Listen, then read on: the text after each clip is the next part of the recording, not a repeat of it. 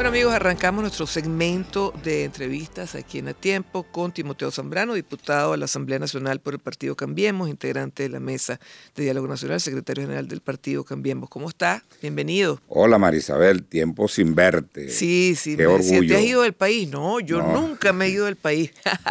pero Marisabel ha sido, hoy en día le llaman influencer a los que andan en las redes, pero tú fuiste un influencer siempre en los Bueno, medios. tratando pues aquí de ejercer el periodismo. Timoteo, interesante el tema a lo interno. Dentro de la llamada Alianza Democrática, ¿cómo ustedes van a decidir su candidato? ¿Ya hay algún planteamiento? Porque, bueno, en la mesa, en la otra parte de la oposición, bueno, ya adoptaron una manera, ellos dicen pues que se van a primarias de cara pues a la elección presidencial, pero en el caso de ustedes, que es el otro sector de la oposición. No, nosotros efectivamente no vamos a acompañar esas primarias. Esas primarias, como está concebida, son unas primarias que solo benefician a 2 o 3 o 4 partidos. Es muy restrictiva. Entonces, no creemos que sea la solución. No concita la diversidad de factores que gravitan en el sector democrático, en el sector opositor. Por eso nosotros hemos planteado que lo que conviene, lo que políticamente quizás es mucho más efectivo, es el consenso. En ese marco nos estamos moviendo todos los partidos de la Alianza Democrática, que además somos la única alianza que tiene también representación parlamentaria. Desde esa perspectiva, bueno, se abrirá una gran consulta a distintos sectores para ver si arribamos a una candidatura que represente a todo este sector y la mayor cantidad de voluntades posible, ¿no? En ese marco yo también he expresado, porque hay compañeros de la alianza que son precandidatos hoy en día, ¿no? El caso, por ejemplo, de Bernabé Gutiérrez, que ha expresado públicamente su deseo de ser candidato presidencial. Bueno, pero eso también ¿Usted nos no permite... aspira? No, yo lo he dicho, yo más bien ando planteando que lo más seguro es que Venezuela se acerque y pueda decantarse por un outsider, ¿no? Alguien quizás hasta desconocido.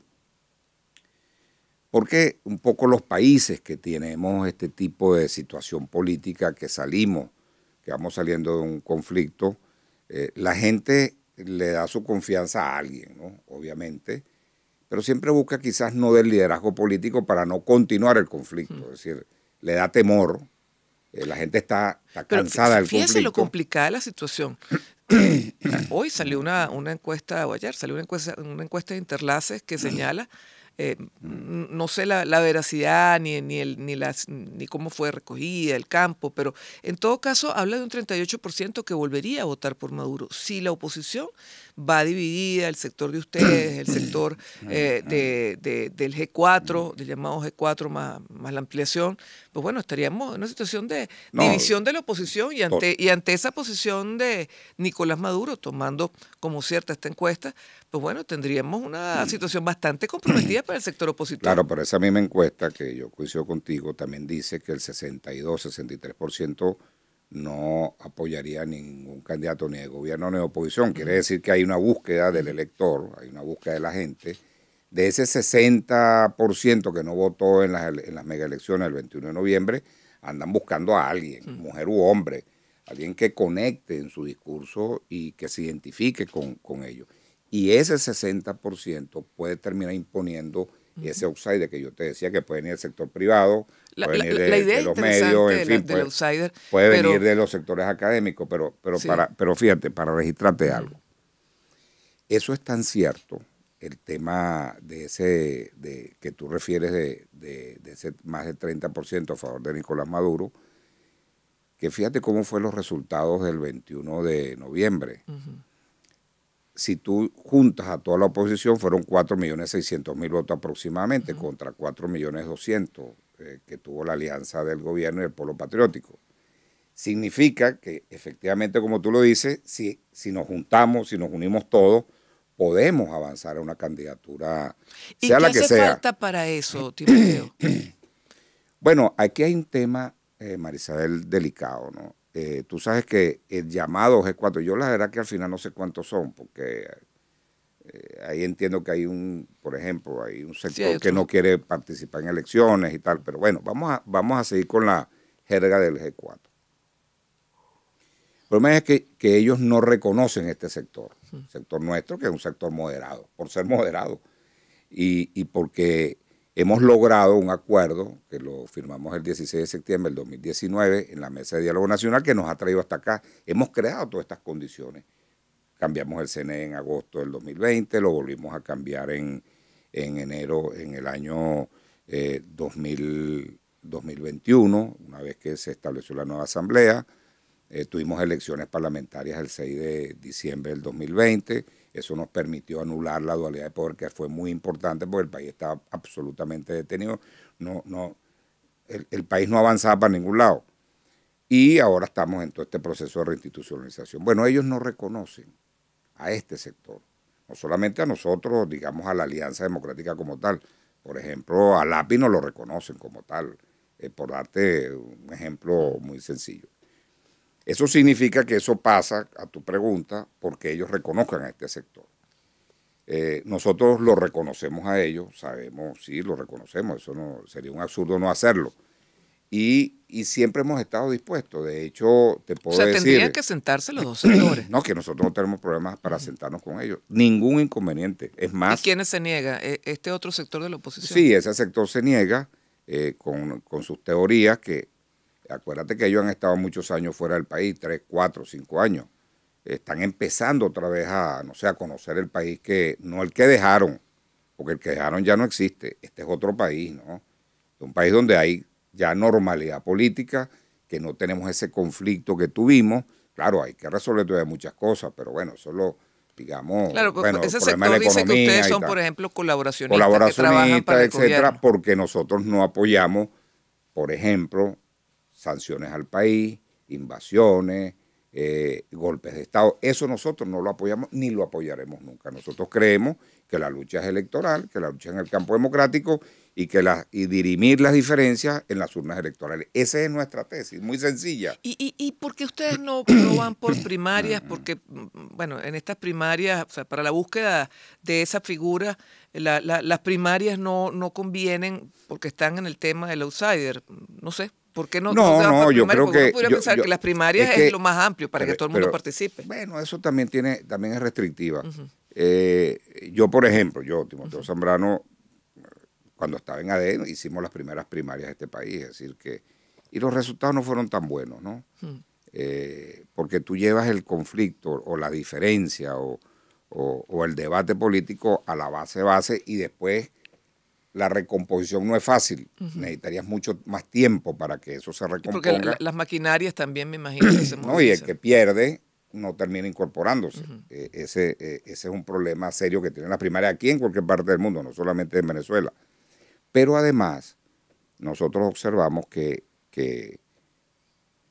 unas primarias, en los términos que ellos están planteando, totalmente excluyentes, que no va a concitar la opinión de la diversidad política de los sectores opositores, sería muy menguada, pues, y no sería representativa. Por lo tanto, sumarnos a unas primarias de esas, donde ellos controlan absolutamente todo y tendrá que pasarse por un reconocimiento de este lado.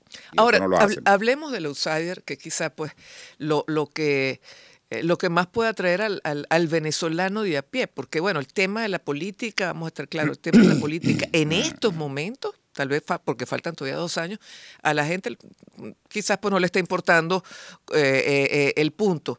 Lo que sí está importando es el tema económico, calidad de vida, pero claro, hablemos de este outsider.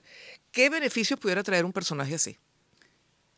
Bueno, es decir, digamos que yo en el análisis político pienso que las condiciones hoy, a lo mejor dentro de un año no están dadas, no es otra cosa, pero las condiciones hoy, y yo lo vengo sosteniendo hace 3 años, el escenario político es más factible para un outsider. Porque la gente, tú lo estás diciendo, la gente no quiere a nadie del liderazgo político, te lo dicen todas las encuestas, absolutamente todas las encuestas. Hay una encuesta que también habla del 62-63% de rechazo, que no quiere ninguno del liderazgo político. No nos quieren a nosotros ahorita. Eso es un mensaje que nos dan, dice, mire, un momento, ya va, busquemos a alguien, mujer u hombre, que pueda asumir este proceso tan importante del 2004. Vamos a dejarlo allí, tenemos que ir al corte, Timoteo, al regreso, ¿cómo debería ser ese outsider? ¿Qué condiciones debería tener? ¿Qué pensamiento debería tener? ¿Qué debería representar? Ya venimos aquí con Timoteo Zambrano. Continuamos aquí en A Tiempo conversando con el diputado de la Asamblea Nacional por el partido Cambiemos, Timoteo Zambrano. Timoteo, la figura del outsider. ¿Quién ahorita es prematuro? Porque bueno, como conversábamos aquí, a lo mejor lo conocemos, a lo mejor no lo conocemos, pero en todo caso, ¿cómo debería ser esta figura? ¿Cómo debería escogerse? ¿Cuáles deberían ser las características de este personaje? Bueno, yo a veces digo, porque como yo tengo como 3 años en esto y cuando me oyen amigos, gente relacionada y tal, y compañeros y colegas de la política me dicen, pero ¿quién es el outsider? ¿En quién estás pensando? Y digo, no, es outsider, yo no tengo ni idea. Yo le digo que eso puede ser un hecho de la realidad política, no es que yo deseo tanto eso, no. Eso puede ser un hecho de la realidad política y ese outsider a lo mejor está en el supermercado caminando, te lo has tropezado cuando estás comprando, haciendo la compra, o a lo mejor pasa ahorita por ahí, por aquí, por el frente de Unión Radio, es decir, va por la calle, va por las plazas, va, no sé, va al cine, es decir, uno no sabe, esa mujer o ese hombre estará por ahí entre nosotros. Yo digo que un outsider, y esto también debe valer para el liderazgo político, tiene que conectar con la gente. Y creo que es muy difícil que la gente piense en un outsider que haya estado metido en el conflicto. Yo creo que eso es un elemento importante. Debe haber estado fuera del conflicto, debe haber tenido logros. Ese discurso no puede ser un discurso eminentemente político. Los discursos nuestros son químicamente puros políticos.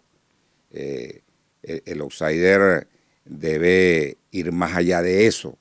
No puede quedarse allí, puede tener rasgos de superación personal en ese discurso, tenderle la mano a todos los sectores, es decir, debe ser una persona muy dialogante, una persona que cree en el diálogo político y que lo primero que haría sería reconciliar al país, aunque vamos en ese proceso, no ha sido fácil, pero continuar este proceso es muy importante. Perdóname que te interrumpa allí, porque no ha sido fácil. Tú me lanzas esa frase y yo tengo que repreguntarte. Bueno, no ha sido obligación fácil. Periodística. No, está bien. Tú sabes que hemos tenido desde el año 2002, hemos estado en estos procesos de diálogo y claro, y esos procesos, cada proceso va obteniendo algo. Hay logros importantes, desde la reforma de todo el sistema electoral. Pero ha sido difícil porque al final hubo un parte de agua, yo diría que a partir del 2018, en la cual nos separamos en el marco de la visión que teníamos del tema del diálogo. O sea, ¿no ha sido fácil por la oposición?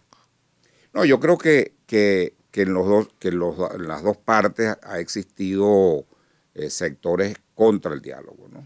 Y en unos momentos esos sectores, digamos, han tenido mayor fuerza política a lo interno de cada sector, de cada delegación. Entonces, hemos tenido esa enorme dificultad.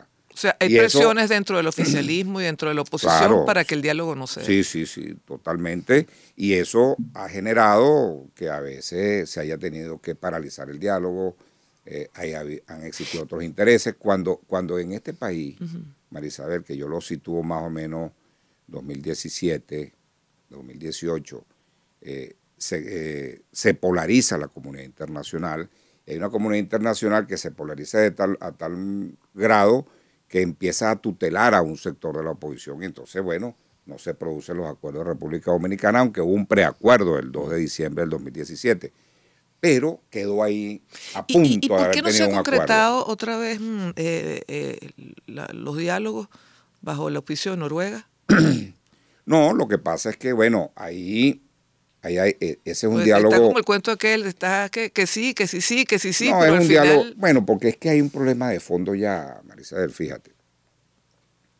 Yo creo que la creación de ese escenario de diálogo en México, que es por Noruega, Noruega es el que impulsa ese diálogo después del fracaso de Barbados, aunque yo nunca digo que eso es un fracaso, esa no es una palabra correcta. Yo creo que ahí se echaron también bases importantes, como se ha hecho en todos los procesos de diálogo. Nunca un proceso de eso fracasa como tal.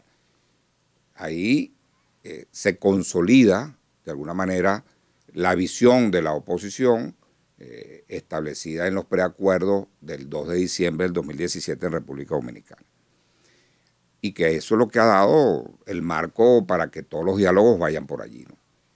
Pero este diálogo de México nace por dos razones, digamos. La primera es que Estados Unidos había decidido no tener negociación directa con el gobierno venezolano, por lo tanto necesita unos interlocutores y inventan México de alguna manera para ellos tener una interlocución frente al gobierno que lo sigue teniendo hoy en día por la vía del G4.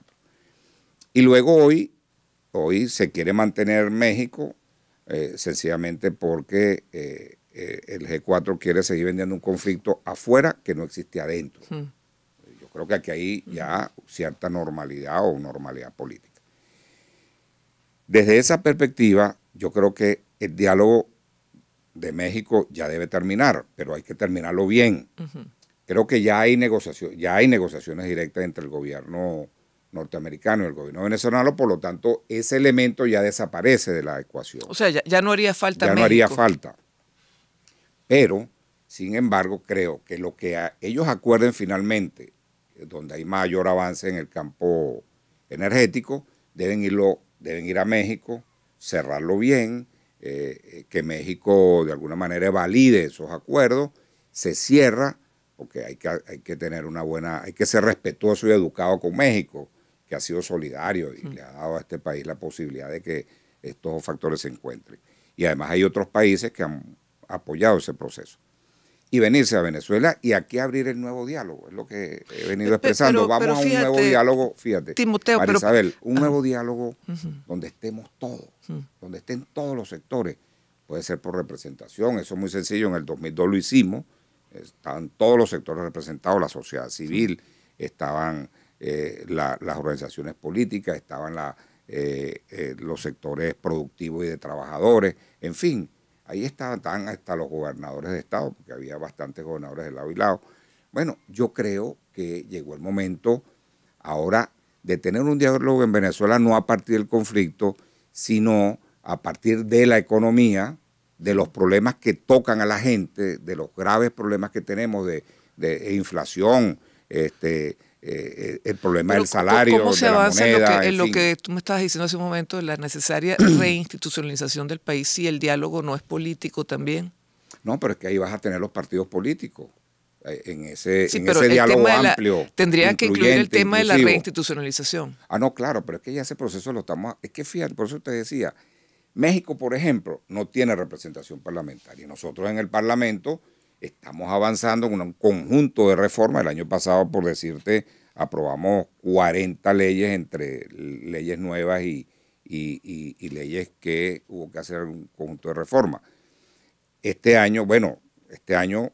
año pasado, fíjate, nombramos el nuevo CNE, que tiene competencia hasta los próximos 7 años, como dice la Constitución. Se encargó de ese horizonte electoral que teníamos el año pasado con las mega elecciones y ahora tiene la responsabilidad de las elecciones 2024-2025, presidenciales y regionales y Parlamento Nacional. Este año ya reformamos la ley del TSJ, nombramos un nuevo Tribunal Supremo de Justicia y ahorita estamos, por cierto, en el proceso con el Comité de Postulación Judicial a nombrar, yo creo que de aquí a antes del receso parlamentario debemos tener seguramente la nueva Defensoría Pública, el nuevo defensor público, no el otro defensor, ¿no? El ¿Ustedes defensor están conformes con la composición del TCJ? Bueno, uno nunca está conforme con esas cosas.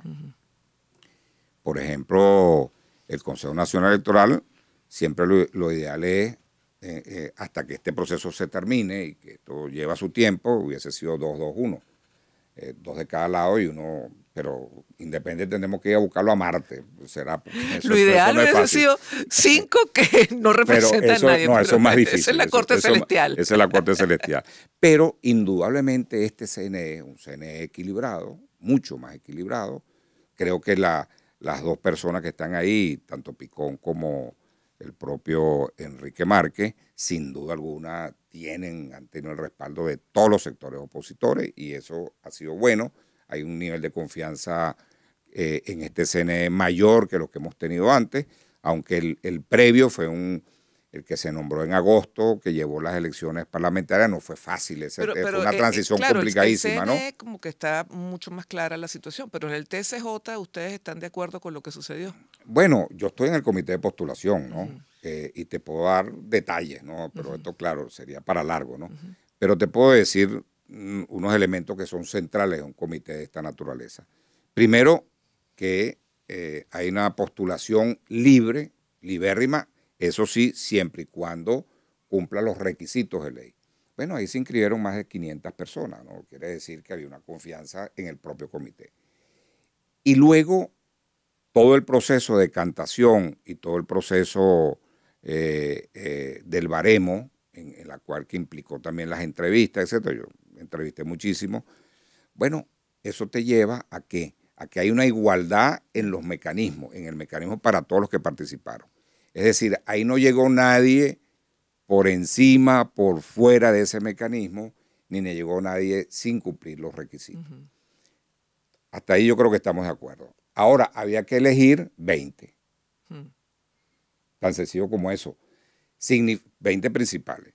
Significaba que fueron a la Asamblea Nacional cuando entregamos ese trabajo con todos los filtros que eso implicaba también entonces que la Asamblea Nacional tenía que tener una decisión muy compleja de 20 magistrados.